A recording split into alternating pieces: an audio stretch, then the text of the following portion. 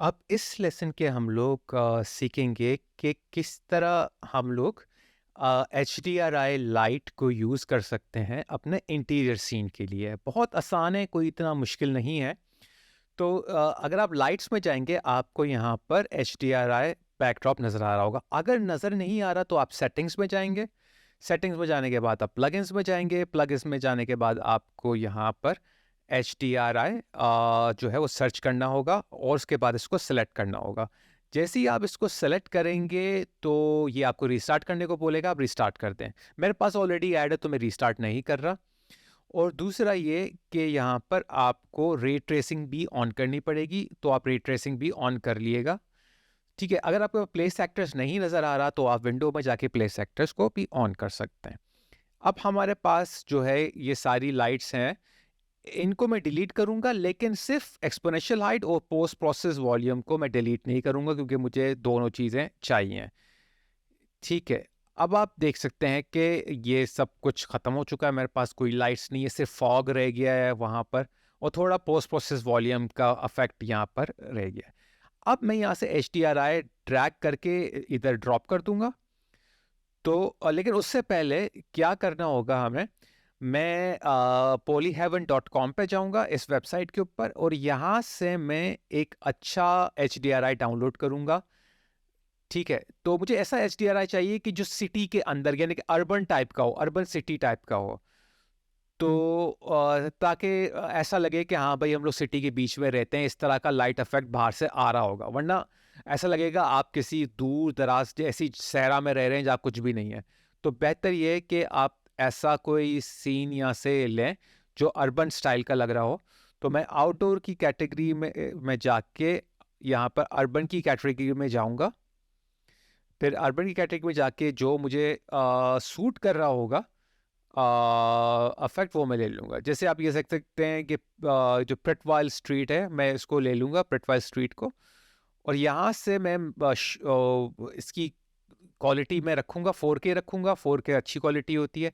इसको मैं HDR ही रखूँगा, EXR नहीं रखना, HDR रखना, ये जहन में रखें अपनी। फिर आप डाउनलोड करेंगे तो HDR डाउनलोड हो जाएगा, .hdr फाइल डाउनलोड हो जाएगी। मैं पिक्चर्स के फोल्डर में डाउनलोड कर देता हूँ बजाय कहीं और करने के, और यहाँ मैं सेव कर देता हूँ और यहाँ ये डाउनलोड हो चुका है। मैं इसको यहाँ से बंद करता हूँ, कंटेंट ड्रॉअर में आता हूँ और मैं यहाँ एक फ़ोल्डर बना देता हूँ। कंटेंट के अंदर राइट क्लिक करता हूँ, न्यू फ़ोल्डर बनाता हूँ और इस फ़ोल्डर का नाम मैं रख देता हूँ यहाँ पर कस्टम अंडरस्कोर HDRI। ठीक है, अब यहाँ पर मैं राइट क्लिक करके इंपोर्ट करता हूँ और देखता हूँ कि मेरा वो HDRI कहाँ चले गया। तो HDRI मैंने पिक्चर्स के फोल्डर में डाला तो यहाँ कहीं होना चाहिए। तो कितना चला गया, हाँ ये रहा, प्रिटवाल स्ट्रीट 4K। ठीक है, अब ये यहाँ पर लोड हो चुका है। सही, अब मैं कभी भी यूज़ कर सकता हूँ। अब मैं HDRI लेता हूँ, यहाँ ड्रैग एंड ड्रॉप कर देता हूँ। तो जैसे ही मैं ड्रैग एंड ड्रॉप करूँगा थोड़ा टाइम लगेगा लोड होने में। अब लोड हो चुका है, मगर आप देख सकते हैं कि ज़मीन जो है पूरे रूम के अंदर आ गई क्योंकि मुझे इसको नीचे करना पड़ेगा। पहले मैं कैमरे से बाहर निकलता हूँ ताकि आराम से मैं बाहर जाके देख सकूँ ये है कहाँ पर। ठीक है, अब आपको पता है HDRI एक डोम की शक्ल पर आता है और वो डोम जो है आपकी लाइट को इमिट कर रही होती है। मगर ये डोम का जो ग्राउंड है वो मेरे रूम के ग्राउंड से कॉन्फ्लिक्ट कर रहा है, उसके बीच में आ रहा है। तो मुझे इसको नीचे थोड़ा करना पड़ेगा, मूव करना पड़ेगा नीचे की तरफ ताकि ये मुझे इस तरह का नज़र ना आए। अब ये मैंने नीचे कर दिया है। ठीक, मगर लाइट बाहर तो सही नज़र आ रही है मगर अंदर वैसे ही है जैसे पहले थी। तो ये बड़ा मसला हो रहा है अब। ये मसला क्यों हो रहा है? इस वजह से हो रहा है क्योंकि इसका साइज़ जो है ना हमारे HDRI का, वो बहुत ही ज़्यादा छोटा है। तो मैं इसको रोटेट भी अगर करता हूँ तब भी लाइट का कोई इफेक्ट नहीं पड़ रहा होगा। मैं इसको स्नैपिंग बंद करके रोटेट करता हूँ ताकि आराम से रोटेट हो। मगर आपको ये भी नज़र आ रहा होगा कि कोई उससे फ़र्क नहीं पड़ रहा। ठीक है, तो बिल्कुल भी फ़र्क मुझे नहीं पड़ रहा, लाइट वैसी की वैसे ही है क्योंकि वजह यही है कि HDRI का साइज़ छोटा है। ठीक है, तो HDRI बैकड्रॉप को मैं यहाँ से पहले तो लाइट्स के फोल्डर में डालता हूँ, इसको सेलेक्ट करता हूँ, यहाँ से ये सर्च का हटाता हूँ। फिर यहाँ पर देखते हैं कि साइज़ क्या है। इंटेंसिटी फाइन जो बिल्कुल ठीक है, साइज बहुत छोटा है। इंटेंसिटी 1 बिल्कुल सही है, साइज बहुत छोटा है, तो साइज मेरा 150 है। तो मुझे इसको बढ़ाना है, कम से कम 5000 से 10,000 तक इसकी वैल्यू होनी चाहिए। तो मैं इसको तकरीबन 10,000 कर देता हूँ, 10,000 कर देता हूँ। तो इसको चेंज करके देखते हैं, 10,000। अब आप देख सकते हैं कि लाइट बड़ी अच्छी तरह से अंदर आ रही है और और काफ़ी रियलिस्टिक सा रिजल्ट मुझे मिल रहा है। अब पोस्ट प्रोसेस वॉल्यूम आपको पता है कि मैंने यहाँ पर एक्सपोजर भी लगाया था लास्ट क्लास में। अब एक्सपोजर को भी हम लोग ऊपर नीचे कर सकते हैं। अभी फ़िलहाल 15 है, अगर मैं इसको 20 कर देता हूँ बहुत ज़्यादा बढ़ जाएगा, ज़्यादा रोशनी हो जाएगी रूम में। अगर मैं इसको कम कर देता हूँ या 10 करता हूँ या 10 से भी कम करता हूँ, तो आप देख सकते हैं सीन डार्क हो रहा है। तो मैं उसको उतना ही रखूँगा जितना था, ये 15 ही सही है। 12 करूँगा तो भी डार्क है, तो मेरे ख्याल में 15 ही सही था। अच्छा, एक और काम कर सकता हूँ कि वहाँ से पोस्ट प्रोसेस के एक्सपोजर को कम करके HDRI के इंटेंसिटी को बढ़ा सकता हूँ, ये काम भी कर सकते हैं आप। मगर मैं ऐसा करूँगा नहीं, मैं इसकी इंटेंसिटी 1 ही रखूँगा और पोस्ट प्रोसेस वॉल्यूम को मैं उतना ही रखूँगा जितना ये था, ठीक है। या फिर मैं इसको बढ़ा देता हूँ, मैं यहाँ से इंटेंसिटी बढ़ा देता हूँ, 15 कर देता हूँ इंटेंसिटी, और पोस्ट प्रोसेस वॉल्यूम का एक्सपोजर मैं कम ही रखता हूँ जितना मैंने अभी किया था। तो ये आप कुछ भी कर सकते हैं, दोनों में से कोई एक काम। अब बाहर आपके देख सकते हैं कि सीन किस तरह का लग रहा है, और आपको यहाँ पर स्ट्रेच मार्क थोड़े नज़र आ रहे होंगे। स्ट्रेचिंग इसलिए हो रही है क्योंकि मैं डोम यूज़ कर रहा हूँ यहाँ।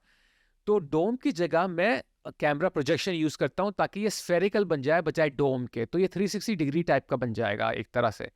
तो मैं एडवांस सेटिंग में आऊँगा HDRI लाइट की, और यूज़ कैमरा प्रोजेक्शन को ऑन कर दूंगा। जैसे ऑन करूँगा स्ट्रेचिंग वगैरह सब कुछ गायब हो जाएगी और मुझे इस तरह का एक रिजल्ट मिल जाएगा यहाँ पर, ठीक है। तो अब वो जो स्ट्रेचिंग वाला इशू है वो तो ख़त्म हो गया यहाँ। तो अब मैं इसके अंदर मैं जाता हूँ अपने रूम में दोबारा, कैमरा 2 के अंदर, और आप देख सकते हैं किस तरह की एक अच्छी लाइटिंग मुझे मिल रही है। अच्छा, अब क्या करते हैं हम, इसको थोड़ा बड़ा करता हूँ सीन को, और ये वाला HDRI जो मेरे पास है इसको मैं ड्रैग करता हूँ HDRI के इस वाले क्यूब मैप पे ड्रॉप कर देता हूँ, ठीक है। जैसे ही मैं करूँगा आप देखेंगे कि लाइट के थोड़े कलर चेंज होना शुरू हो गए। तो लाइट के कलर कैसे हो रहे हैं, जैसे एनवायरनमेंट में बाहर हैं। अब आप देख सकते हैं कि सूरज जो है वो अलग साइड पे, वो पीछे की साइड पे, मुझे वो सूरज वाली साइड आगे लानी है। तो मैं इस HDRI को रोटेट करूंगा, HDRI को रोटेट करूंगा, आप देखेंगे लाइट थोड़ी सी चेंज होना शुरू हो रही है।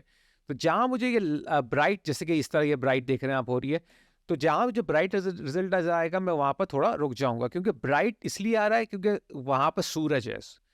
तो आप देख सकते हैं ये थोड़ा ब्राइट आया, वो इस वजह से क्योंकि सूरज सामने, इस तरफ सूरज है, और वो डायरेक्टली अंदर सीन के अंदर लाइट अपनी फेंक रहा है सूरज, ठीक है। तो ये अब आपके ऊपर है कि आप किस तरह इसको कलर कर उसकी आप वो करते हैं, कलर ग्रेडिंग करते हैं, और क्या काम कर सकते हैं। मैं उसको वैसे ही रखूँगा जैसे ही अभी है, मैं इसकी कलर ग्रेडिंग वगैरह चेंज नहीं करूँगा।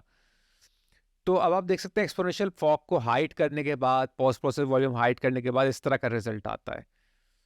तो ये अब आपके ऊपर है कि आप एक्सपोनेंशियल फॉग रखो या ना रखो। इस पे थोड़ा सा फॉग आपको मिल रहा है, रियलिस्टिक रिजल्ट मिल रहा है। अब पोस्ट प्रोसेस वॉल्यूम में आते हैं और कुछ चेंजेस करते हैं यहाँ पर। इंटेंसिटी ब्लूम की थोड़ी बढ़ाते हैं, जितना ज़्यादा मत बढ़ाइएगा, जितनी आपको लग रहा है कि सही है उतना ही बढ़ाइएगा। तो ये सब चीज़ें यहाँ पर मेरे ख्याल में सही आ रही हैं। अब एक्सपोजर है, इसको मैं थोड़ा 15 कर देता हूँ। 15 करने के बाद एक्सपोजर पोस्ट प्रोसेस वॉल्यूम का थोड़ा ब्राइट हो जाएगा, तो 15 तो बहुत हो जाएगा, 13 कर देते हैं। 13 सही है। अब आप देख सकते हैं आगे पीछे हर जगह लाइट्स बिल्कुल सही आ रही है। अब कुछ इंटरेस्टिंग लाइट बनाने के लिए एक और काम करते हैं हम लोग। कोई डायरेक्शनल लाइट यहाँ पर लगाते हैं, मगर डायरेक्शनल लाइट आपको पता है कि वो सूरज की लाइट होती है, वो हम लोग बगैर एटमॉस्फेरिक लाइट्स के नहीं लगाते। तो मैं एक रेक्ट लाइट यहाँ लगा देता हूँ। अब ये रेक्ट लाइट एक तरह से फेक सनलाइट की तरह काम करेगी, एक नकली सनलाइट बन जाएगी, ठीक है, मगर मैं इसको सूरज के बाहर नहीं, मैं इसको खिड़की के बाहर नहीं लगाऊंगा। मैं इसको एक काम ये करता हूँ, मैं इसको ट्यूब लाइट के तौर पे यूज़ करता हूँ यहाँ पर। चले अब हम वो, हमें सन नहीं चाहिए क्योंकि सन ऑलरेडी HDRI से मिल रहा है, मगर मैं इस रैक लाइट को एक तरह से सूरज की तरह बना के यहाँ लगाता हूँ। इंटेंसिटी थोड़ी सी इसकी कम करते हैं, 0.5 वगैरह करते हैं, तो एक तरह से ट्यूब लाइट का काम देगी ये रैक लाइट। तो आप ऑलरेडी देख सकते हैं सीन जो है वो ब्राइट होना शुरू हो गया है।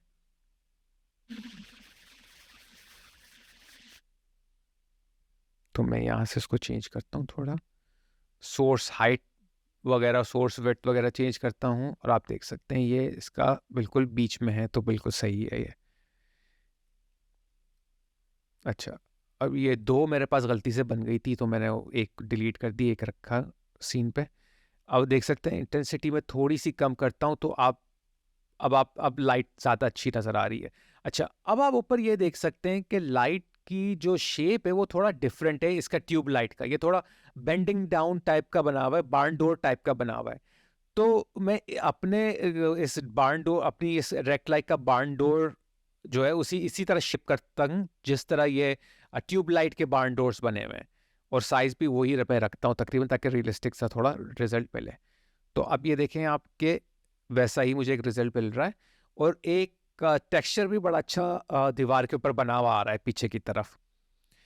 ठीक है, अब ये मैं एक काम ये कर लेता हूँ कि पहले तो मैं देख लूँ कि भाई रे ट्रेस वगैरह सही चल रहा है या नहीं चल रहा। तो रे ट्रेस तो सही चल रहा है यहाँ पर, और थोड़ा सा इंटेंसिटी को के साथ एक्सपेरिमेंट करते हैं, 2 करके देखते हैं इसको।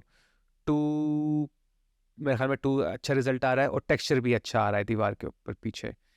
अब क्या करता हूँ, कैमरे से खैर कैमरे में ही रहता हूँ, और इस लाइट की डुप्लीकेट कॉपी बना के जो दूसरी साइड पे ट्यूब लाइट का वो बना हुआ है ना ऊपर हैंगर, वो मैं उस पर लगा देता हूँ।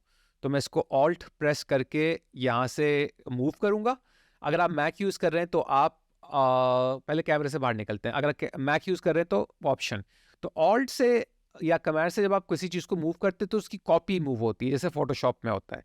अब इसकी कॉपी भी मूव हो गई है। अब मैं इसको इस वाली ट्यूबलाइट की जगह लगा सकता हूँ, और आप देख सकते हैं दीवार के ऊपर अभी से अच्छा, काफ़ी अच्छा शेड आना शुरू हो गया है। ठीक है, तो ये काफ़ी अच्छी सी लाइट सेटअप हो गया है।